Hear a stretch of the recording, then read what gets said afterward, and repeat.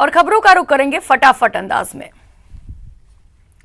करौली में नेताओं के दौरे जारी हैं। आज बीजेपी नेता वसुंधरा राजे ने करौली का दौरा किया। उन्होंने हिंसा में घायल अमित शर्मा और उनके परिवार वालों से मुलाकात की। वसुंधरा राजे के साथ सांसद डॉक्टर मनोज राजौरिया, पूर्व मंत्री यूनुस खान और पूर्व प्रदेश अध्यक्ष अशोक परनाली और राजपाल सिंह शेखावत भी मौजूद रहे। इससे पहले वसुंधरा राजे ने कैला देवी माता के दरबार में भोग लगाई और अमन चैन की मिन्नत मांगी। इस मौके पर मंदिर ट्रस्ट प्रशासन ने राजे का स्वागत किया और माता की चुनरी के साथ प्रसाद भेंट किया। करौली में आज कर्फ्यू में 9 घंटे की ढील दी गई। आज शहर में सुबह 9 बजे से शाम 6 बजे तक सभी बाजारें खुली हैं। ढील के दौरान लोग जरूरी सामान की खरीदारी करने में जुटे हैं। करौली में अब 10 दिन बाद इंटरनेट सेवा बहाल कर दी गई है, जिसके बाद शहर वालों ने राहत की सांस ली। सीएम अशोक गहलोत ने बाड़मेर के पचपदरा रिफाइनरी परियोजना में अहम बैठक ली। उन्होंने वीसी के जरिए कामकाज की फीडबैक ली। चित्तौड़गढ़ की पारसोली थाना पुलिस ने कार्रवाई करते हुए अवैध पेट्रोलियम पदार्थ के कारोबार पर छापा मारकर 220 लीटर डीजल, 50 लीटर पेट्रोल जब्त किया। छापेमारी के दौरान पेट्रोल डीजल चोरी करने के उपकरण भी बरामद किए। जोधपुर में सड़क पर चल रही महिलाओं के साथ बाइक सवार ने बदसलूकी की। बुलेट सवार 2 युवकों की हरकत सीसीटीवी में कैद हो गई। पुलिस मामले की जांच कर रही है। केंद्रीय संस्कृति मंत्रालय की ओर से आयोजित आजादी के अमृत महोत्सव कार्यक्रम में शामिल होने गए बीडी कल्ला ने बीजेपी पर जमकर निशाना साधा। कल्ला ने कहा कि बीजेपी का काम सिर्फ शोषेबाजी है और वे धर्म के नाम पर ठगने का काम करती है। उन्होंने कहा कांग्रेस सभी धर्मों का सम्मान करती है। सांसद किरोड़ी लाल मीणा ने जयपुर के शहीद स्मारक पर कोविड हेल्थ असिस्टेंट के समर्थन में सांकेतिक धरना दिया। उन्होंने कहा सरकार को उनका काम लेना चाहिए। जयपुर में बेखौफ रेत माफिया की बोरे कटोक जारी है। रेत माफियाओं के हौसले इतने बुलंद हैं कि रोकने वालों की हत्या करने से भी बाज नहीं आ रहे हैं और न ही पुलिस कोई कार्रवाई करती है। बेखौफ रेत माफिया ने एक युवक को ट्रैक्टर से कुचल दिया, जिसके बाद युवक की इलाज के दौरान मौत हो गई। पाली में उदयपुर एसीबी की टीम ने बड़ी कार्रवाई करते हुए एनएचएआई के एग्जीक्यूटिव इंजीनियर यज्ञदत्त विधुआ को 13 लाख की रिश्वत लेते रंगे हाथों ट्रैप किया। शिकायत के मुताबिक आरोपी ने कार्य को सुचारू करने के चलाने के एवज में 13 लाख की रिश्वत मांगी थी। एसीबी ने शिकायत का सत्यापन करने के बाद छापेमारी की और 13 लाख की रिश्वत लेते आरोपी को गिरफ्तार किया।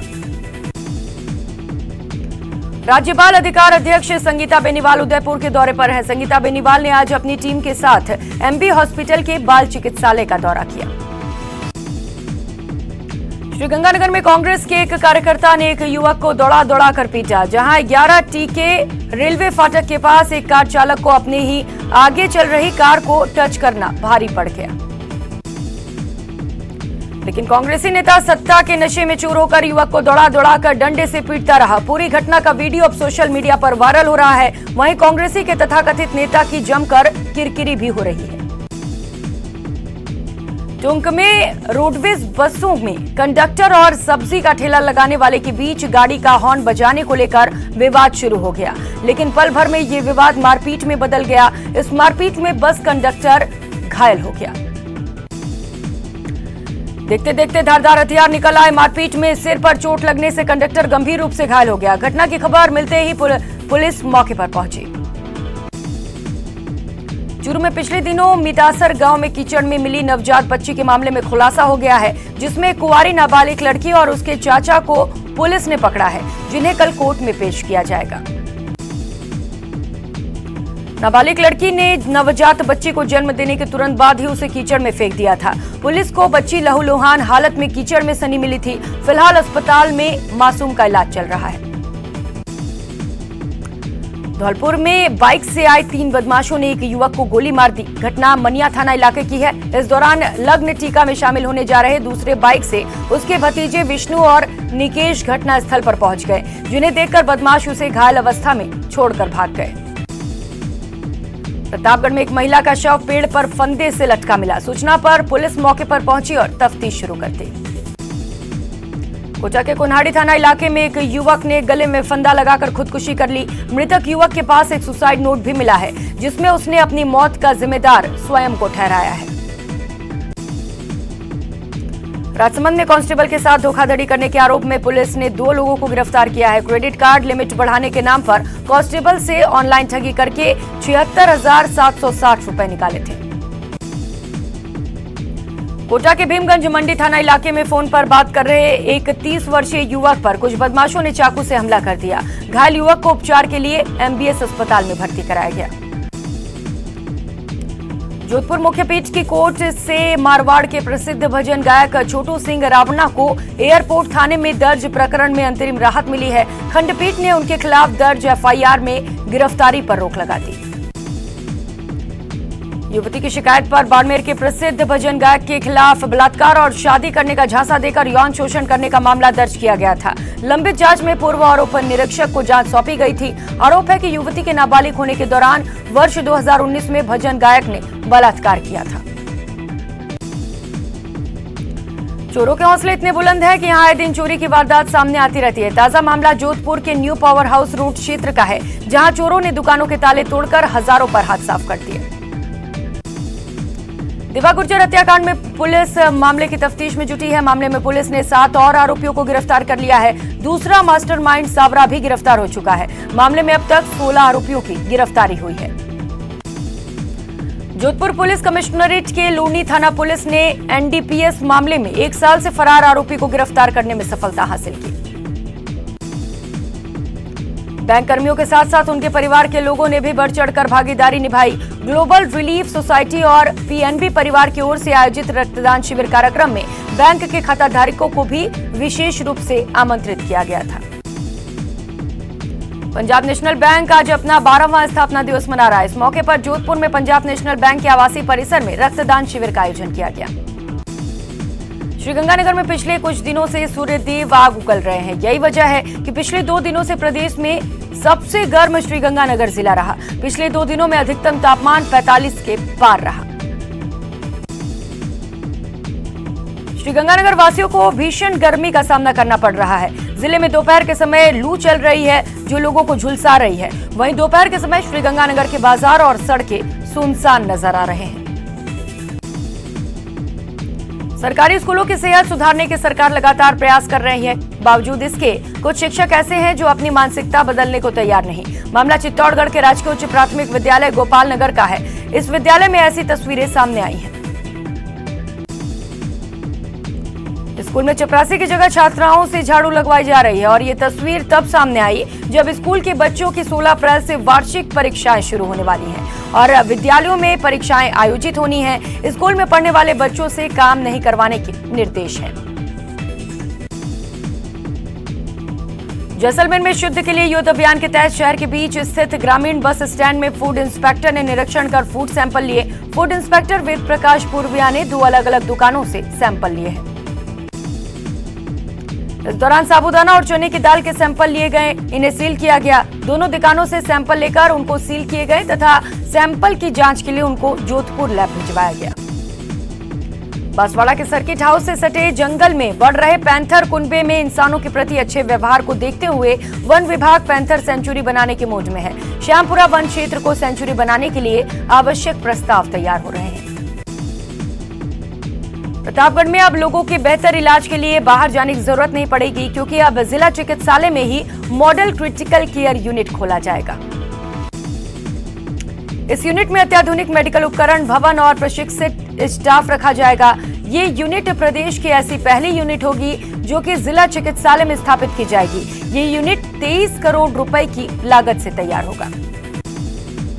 जोधपुर में गर्मी अपने उफान पर है, जिसे ध्यान में रखकर कलेक्ट्रेट परिसर स्थित पार्क में पक्षियों के लिए परिंदे लगाए गए, जिसके बाद समाज सेवी विजय शर्मा और नगर निगम के प्रभारी समेत कई जन समाज सेवियों ने अलग अलग स्थानों पर पक्षियों के लिए परिंदे लगाए। बारां में आबकारी विभाग ने अवैध शराब के खिलाफ बड़ी कार्रवाई की है। विभाग ने बीती रात छापा मारकर 200 से ज्यादा शराब की पेटियां जब्त की, जिसमें कई देसी और अंग्रेजी शराब मिले हैं। प्रतापगढ़ शहर के अहिंसा नगर में प्राचीन हिंगलाज माता मंदिर जीर्णोद्धार के लिए विधायक रामलाल मीणा ने भूमि जन कर नींव का मुहूर्त कराया।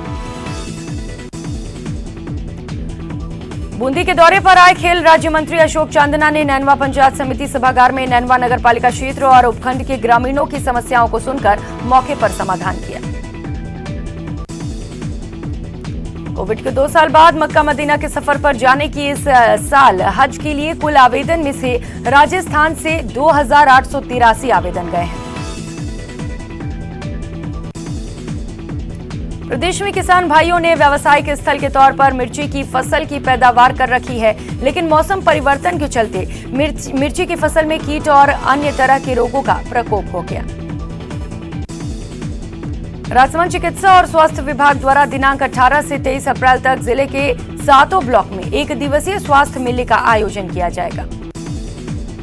कोटपूतली के रेनवाल कस्बे में सांभर लेक एसडीएम प्रकाश चंद ने सरकारी योजनाओं को लेकर अधिकारियों और राशन डीलरों की मीटिंग ली। जोधपुर के बोरानाडा इंडस्ट्रीज इलाके के एक हैंडीक्राफ्ट फैक्ट्री में आग लग गई। देखते ही देखते आग ने विकराल रूप धारण कर लिया और लाखों का सामान जलकर राख हो गया। जोधपुर के Shastri Nagar fire brigade station से 3 गाड़ियां मौके के लिए रवाना हुई और करीब 2 से 3 घंटे की कड़ी मशक्कत के बाद आग पर काबू पाया गया। जोधपुर में सड़क हादसा, खड़े ट्रक में पीछे से ट्रेलर ने मारी टक्कर। हादसे में नहीं हुई कोई जनहानि, नशे में धुत था ट्रेलर चालक। 12 NH 27 हाईवे पर पुलिस की कार ने पीछे से बाइक सवार को टक्कर मार दी। हादसे में कार सवार पुलिसकर्मी और बाइक सवार 3 लोग गंभीर रूप से घायल हो गए, जिसमें इलाज के दौरान एक युवक की मौत हो गई। पोखरण में बेकाबू बोलेरो गाड़ी ने बाइक को टक्कर मार दी। हादसे में बाइक सवार 3 लोग गंभीर रूप से घायल हो गए। 108 एम्बुलेंस की सहायता से गंभीर घायलों को अस्पताल पहुंचाया गया। डूंगरपुर में पत्थरों से भरे एक ट्रैक्टर ने मजदूर को कुचल दिया। गंभीर रूप से घायल मजदूर ने हॉस्पिटल में दम तोड़ दिया। पुलिस ने शव का पोस्टमार्टम कराकर परिजनों को सुपुर्द कर दिया। राज्यपाल कलराज मिश्र आज धार्मिक स्थलों के दौरे पर रहेंगे। राज्यपाल मिश्र आज शेखावटी में स्थित प्रसिद्ध सलासर धाम और खाटू श्याम जी मंदिर जाएंगे और वहां प्रदेश की खुशहाली की कामना करेंगे।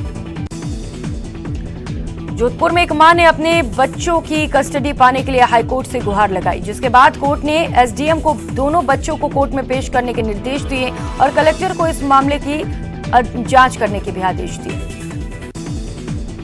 एसडीएम कोर्ट ने उसका पक्ष सुना और बिना ही उसके दोनों बच्चों की कस्टडी उसके पिता यानी बच्चों के नाना को सौंप दी। आपको बता दें, हाईकोर्ट ने एसडीएम कोर्ट के आदेश को खारिज कर दिया है। जल की बर्बादी रोकने और बारिश का जल संरक्षण करने के अलावा झुंझुनू को यमुना नहर का पानी दिलाने की मांग को लेकर रिटायर्ड फौजी आजाद सिंह 15,000 किलोमीटर की साइकिल यात्रा निकालेंगे। इस यात्रा को लेकर वे तैयारियों में जुट गए हैं। आजाद सिंह ने बताया कि शेखावाटी खास तौर पर झुंझुनू में पानी की किल्लत है। भूजल काफी नीचे जा चुका है। ऐसे में लोगों को जल का महत्व समझाने और यमुना नहर का पानी उपलब्ध करवाने के लिए वे जल्द ही पूरे प्रदेश में 15,000 किलोमीटर की साइकिल यात्रा शुरू करेंगे। कोटा में अप्रैल में ही सूर्य देवता अपना रौद्र रूप दिखा रहे हैं। नतीजा 44 के पार पारा पहुंच चुका है और गर्मी के तेवर बेहद तीखे हो गए हैं। तेज गर्मी के कारण हाल ही में शुरू हुए अभेड़ा बायोलॉजिकल पार्क तक पर्यटन नहीं पहुंच पा रहे हैं। भरतपुर में डीग उपखंड के कई गांव में लोग गंदा पानी पीने को मजबूर हैं। ग्रामीणों का आरोप है कि चंबल परियोजना के तहत जो टंकियां बनाई गई हैं, उसमें गंदगी रहती है। टंकियों में पक्षी गिरकर मर जाते हैं और कई दिन तक वे उसी में पड़े रहते हैं। ऐसा ही एक मामला डीग उपखंड के सोन गांव में देखने को मिला, जहां पानी की टंकी में मरे हुए कबूतर और कुछ पक्षी मिले।